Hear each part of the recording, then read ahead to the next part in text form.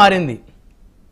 కనీసం అసెంబ్లీకి కూడా వెళ్ళలేనటువంటి పరిస్థితుల్లో, ముఖం చూపించలేనటువంటి పరిస్థితుల్లో ఈరోజు ఆ ఇద్దరు మాజీలు పరిస్థితి అత్యంత దారుణంగా ఉంది.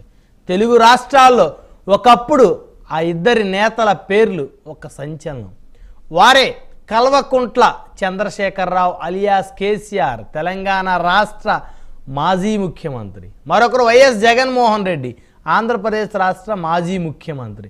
సో ఈ మాజీ అనే పదాన్ని వారు జీర్ణించుకోలేకపోతూ ఉన్నారంట. మాజీ అనే పదాన్ని తలుచుకుంటేనే వారు చాలా బాధపడిపోతూ ఉన్నారంట. వారు ఇప్పటికీ కూడా తామే అధికారంలో ఉన్నామనేటువంటి ఫీలింగ్లో ఉండిపోయారంట. సో ఎందుకు ఇలా? తాము అధికారంలో ఉన్నప్పుడు ప్రతిపక్షాలని పూర్తిగా సర్వనాశనం చేసిన నేత ఒకరైతే, ప్రతిపక్షాలను చులకనగా చూసిన నేత మరొకరు. ప్రతిపక్షాలను నిర్వీర్యం చేసిన నేత ఒకరైతే, ప్రతిపక్షాలకి గొంతెత్తే అవకాశాన్ని కూడా ఇవ్వకుండా చేసినటువంటి నేత మరొకరు. సో ఆనాడు రాష్ట్ర విభజన తర్వాత తెలంగాణ రాష్ట్ర మొట్టమొదటి ముఖ్యమంత్రిగా కేసీఆర్ అద్భుతమైన మెజార్టీతో గెలిచారు. తదనంతర కాలంలో తెలంగాణలో తెలుగుదేశం పార్టీని సజీవంగా నిర్మూలించడంలో కేసీఆర్ ప్రముఖ పాత్ర పోషించారు. మరి ఆనాడు తెలుగుదేశంలో గెలిచిన శాసనసభ్యులందరినీ కూడా తన పార్టీలోకి తీసుకోవటమే కాకుండా వారికి మంత్రి పదవులు సైతం కూడా కట్టబెట్టి తెలుగుదేశం పార్టీని, నాయకుల్ని మరి తెలంగాణ రాష్ట్రంలో నిర్వీర్యం చేశారు. సో నాయకులు లేనప్పటికీ ఇప్పటికీ కూడా తెలంగాణ రాష్ట్రంలో తెలుగుదేశం పార్టీ క్యాడర్ ఉన్నటువంటి మాట వాస్తవం. అయితే ఇప్పుడు కేసీఆర్ తాను ఏ నాయకుడిని చిన్న చూపు చూశాడో ఆ నాయకుడు ఈరోజు తెలంగాణ రాష్ట్రానికి ముఖ్యమంత్రి. సో రేవంత్ రెడ్డి ముఖ్యమంత్రిగా ఉండటానికి కేసీఆర్ జీర్ణించుకోలేకపోతున్నారట. సో మొత్తాన్ని చూస్తే అసెంబ్లీకి వెళ్ళి ఆయన ఎలా ఫేస్ చేయాలనే ఉద్దేశంతో ఆయన అసెంబ్లీకి కూడా వెళ్ళలేకపోతున్నారట. ఇటు ఆంధ్రప్రదేశ్ అంశానికి వస్తే అటు జగన్మోహన్ రెడ్డి కనీసం ప్రతిపక్ష హోదా సాధించే 10% అసెంబ్లీ సీట్లు కూడా సాధించలేకపోయిన పరిస్థితి. వైనాట్ 175కి 175 ఖచ్చితంగా కొట్టేస్తున్నాం, అందులో ఎలాంటి డౌట్ లేదు, కుప్పం కూడా గెలుస్తున్నాం అని చెప్పినటువంటి ఆ అధినేత, వైకాపా అధినేత ఈరోజు ప్రతిపక్ష హోదా కోసం స్పీకర్కి లెటర్ రాయాల్సినటువంటి అత్యంత దైనందనమైనటువంటి దుస్థితి ఆయనకి ఏర్పడింది. సో ఆయన కూడా అసెంబ్లీలో ఫేస్ చేయలేకపోతున్నారు. గతంలో తమ ఎమ్మెల్యేలు అసెంబ్లీలో ఆనాడు తెలుగుదేశం ఎమ్మెల్యేని హేళనగా, చులకనగా చూసిన పరిస్థితులు. మరి ఈరోజు 11 మంది సభ్యులతో ఆయన అసెంబ్లీలోకి ఏ విధంగా వెళ్ళి తలెత్తుకోవాలి? మరి ఆయన ఏ విధంగా ఈరోజు బలమైనటువంటి 164 సీట్లతో ఉన్న కూటమి నేతలు మరి ఆయన ఏ విధంగా టార్గెట్ చేస్తారనేటువంటి ఒక భయంతో ఆయన అసెంబ్లీకి వెళ్ళలేకపోతున్నారంట. సో మొత్తాన్ని చూస్తే ఓడలు బళ్ళు ఓడలయ్యాయి. అధికారంలో ఉన్నప్పుడు మిడిసిపడినటువంటి నేతలు పరిస్థితి ఈరోజు కనీసం అసెంబ్లీకి కూడా వెళ్ళలేనటువంటి దైనందనమైన దుస్థితి ఈరోజు తెలుగు రాష్ట్రాల్లో ఏర్పడింది. ఇదంతా దేవుడి స్క్రిప్ట్ అంటూ కొందరు విశ్లేషకులు కూడా అభిప్రాయపడుతున్నారు. సో ఈ అంశాలన్నీ చర్చిద్దాం. ఇదే వాళ్ళ హాట్ టాపిక్. ఈ హాట్ టాపిక్లో మనతో పాల్గొనడం కోసం అలహరి సుధాకర్ గారు, జనసేన పార్టీ కావలి నియోజకవర్గ ఇన్ఛార్జ్, మనతోటి జూమ్ కాల్లో అందుబాటులో ఉన్నారు. అదేవిధంగా అనూప్ గారు, తెలుగుదేశం పార్టీ తెలంగాణ రాష్ట్ర అధికార ప్రతినిధి, మనతో జూమ్ కాల్లో అందుబాటులో ఉన్నారు. అదేవిధంగా కృష్ణాంజలి గారు, రాజకీయ విశ్లేషకులు, మనతోటి జూమ్ కాల్లో అందుబాటులో ఉన్నారు. రైట్, మరికొసేపట్లో పోవడం వీరయ్య గారు, భద్రాచలం మాజీ ఎమ్మెల్యే, కాంగ్రెస్ పార్టీ, మరికొసేపట్లో మనతోటి జూమ్ కాల్లో జాయిన్ అవుతారు. ముందుగా అనూప్ గారితో మాట్లాడదాం, తెలుగుదేశం పార్టీ తెలంగాణ రాష్ట్ర అధికార ప్రతినిధి. అనూప్ గారు, గుడ్ మార్నింగ్ అండి. మీ వాయిస్ మ్యూట్లో ఉంది, ఒకసారి అన్మ్యూట్ చేయండి. అన్మ్యూట్ ఉందండి. యా అనూప్ గారు, వినిపిస్తుందా ఇప్పుడు? సో మొత్తానికి తెలుగు రాష్ట్రాల్లో తమదైనటువంటి శైలిలో పరిపాలన చేసి తమదైన ముద్ర వేసుకున్నటువంటి మాస్ లీడర్లుగా పేరొందిన ఆ ఇద్దరు తాజా మాజీ ముఖ్యమంత్రులు ఇద్దరు కూడా ఈరోజు అసెంబ్లీకి వెళ్ళాలి అంటే వెళ్ళలేక ముఖం చాటేస్తున్న పరిస్థితులు ఉన్నాయా? ఇప్పుడు బ్రహ్మనాయుడు గారు ఈడ పరిస్థితి చూస్తే అహంకారం ఎవరైతే అధికార అహంకారంతో ఎవరైతే విర్రవిగిర్రో అంటే ఇక్కడ కల్వకుంట్ల చంద్రశేఖరరావు గారే కానీ ఆంధ్రలో జగన్మోహన్ రెడ్డి గారు కానీ ప్రజాస్వామ్యం ముందు అహంకారం పనికిరాదు, రాజకీయం శాశ్వతం కాదు అని చెప్పి ప్రజలు ఒక నిర్ణయం చేశారు. ఇక్కడ కేసీఆర్ గారు కూడా ఏమనుకున్నారు, నేను సంక్షేమ పథకాలు ఇచ్చేస్తే, నేను అది ఇది చేసేస్తే నన్ను ప్రజలు శాశ్వతంగా నేనే రాజుని ఆ 7వ నిజాం తర్వాత 8వ నిజాంని నేనే అని చెప్పేసి ఆయన అనుకున్నారు.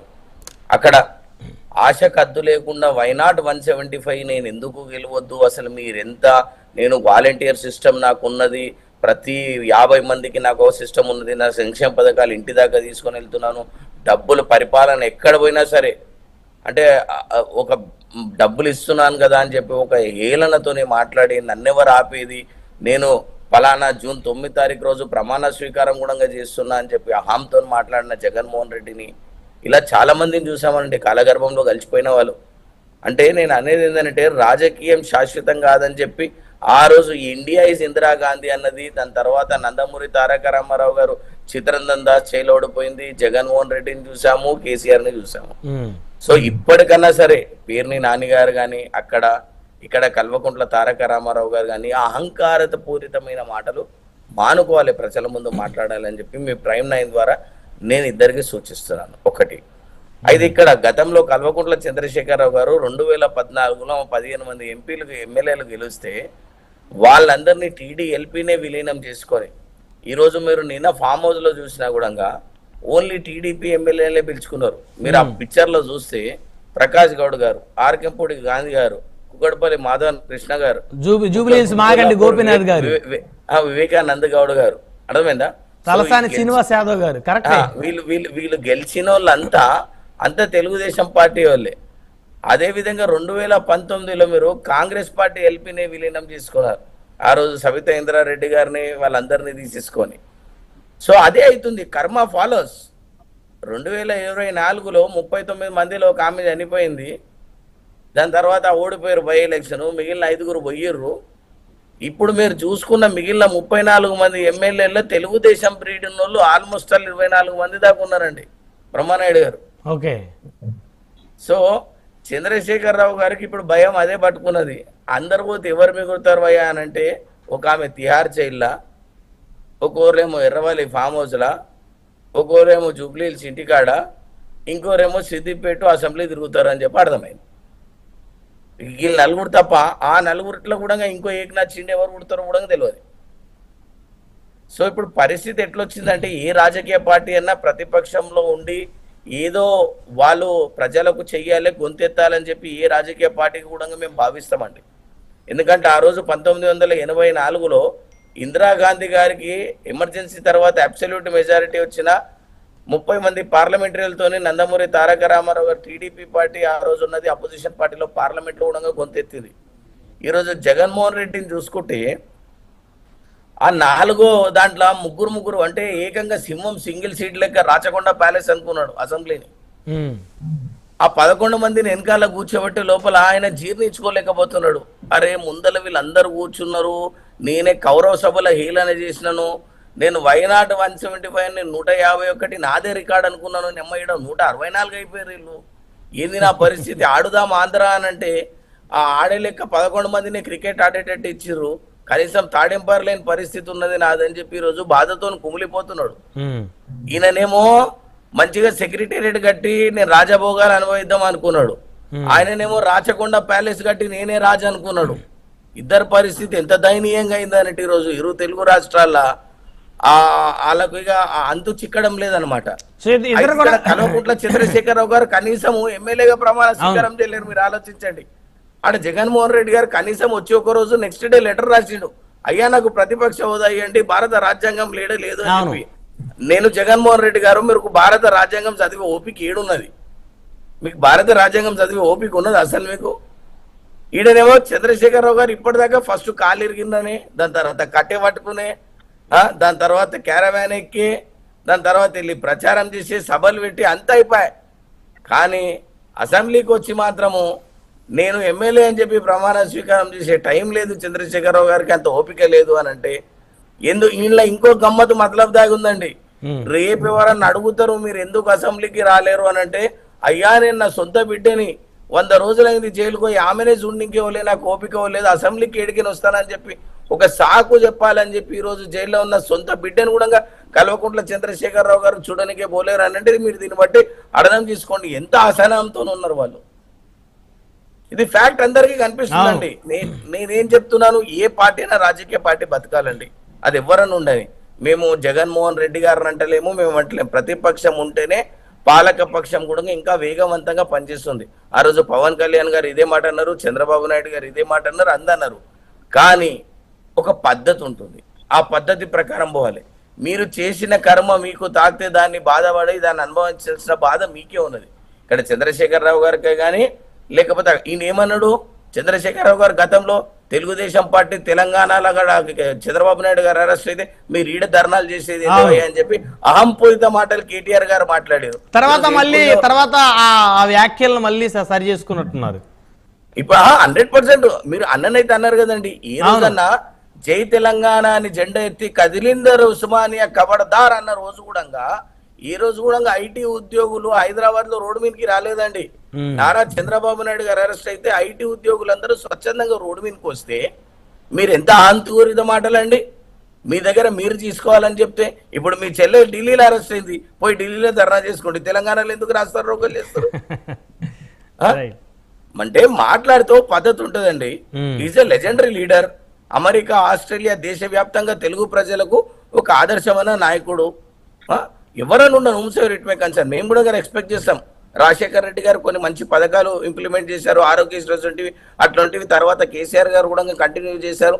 దేనికన్నా ఒక పద్ధతి ఉంటుందండి. ఆ పద్ధతిని మరిచి ఒక మానవత్వాన్ని ఇడిచి ఆ రోజు అటల్ బిహారీ వాజ్పేయి గారు, లాలూ ప్రసాద్ యాదవ్ గారు పార్లమెంట్ ఉన్నప్పుడు ఏ విధంగా మాట్లాడుకుంటుండే, ఆ రోజు రాజశేఖర రెడ్డి గారు, చంద్రబాబు నాయుడు గారు అసెంబ్లీలో ఉన్నప్పుడు ఏ విధంగా మాట్లాడుకుంటుండే, ఆ రోజు కొనచీటి రోసయ్య గారు కానీ లేకపోతే విజయభాస్కర్ రెడ్డి గారు కానీ ఎంతమంది ఉన్నప్పుడు అసెంబ్లీ ఏ విధంగా నడిచిందండి. సో 2014 నుంచి ఆ పద్ధతి మారిపోయింది. ఆ పద్ధతి మారిపోయింది కాదు, నేను రాజులు అనుకుంటున్నారు. నేను అదే అంటున్నాను కదా, ఆ పద్ధతి ఎందుకు మారాల్సింది, ఆ పద్ధతి మారడానికి కారణం ఏంటి అని అంటే ఈయన ఏమనుకున్నాడు అనంటే, అది బైరెడ్డి సిద్ధార్థ రెడ్డి అన్నాడు కదా, కోడికి గింజలేసి ఈకెలు వీక్తే కోడికి నొప్పి తెలియదు అన్నట్టు. ఈరోజు నొప్పి మీకు తెలిసింది. మొత్తానికి అనూప్ గారు తెలుగుదేశం పార్టీ తెలంగాణలో కూడా మళ్ళీ తిరిగి పుంజుకుంటుంది అనుకోవచ్చా?